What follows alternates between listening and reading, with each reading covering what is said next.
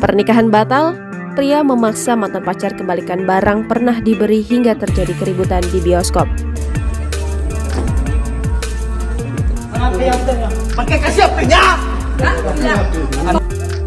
Kejadian keributan antara dua orang yang pernah menjadi pasangan di bioskop Mall Ciputra Seraya Pekanbaru. Sang pria datang menemui mantan pacarnya, minta kembali handphone yang pernah diberikannya. Permintaan itu dilakukan dengan cara kasar di dalam bioskop. Ia mencengkram tangan mantan pacarnya dengan erat hingga meninggalkan bekas kemerahan. Betul, tolong Mel. Biar aku pulang ke kantor polisi. Kantor polisi sekarang. Biar datang orang tuanya. Kantor polisi.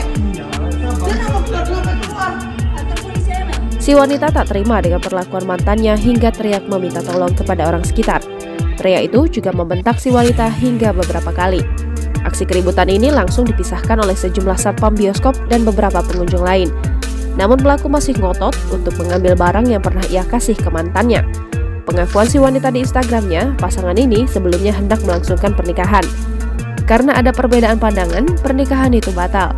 Keluarga si pria telah memberikan uang sebesar 25 juta rupiah kepada keluarga wanita. Akibat batalnya pernikahan itu, uang tersebut dikembalikan lagi oleh keluarga wanita. Tak hanya itu, pria itu meminta barang-barang yang lain yang pernah ia beri. Buntut dari permasalahan ini, si wanita melapor ke polisi. Masalah kenapa kalau ada di mulut aku?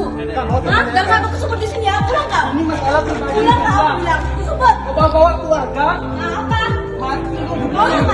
Mama bawa sini. Ardi, udahlah deh. Iya.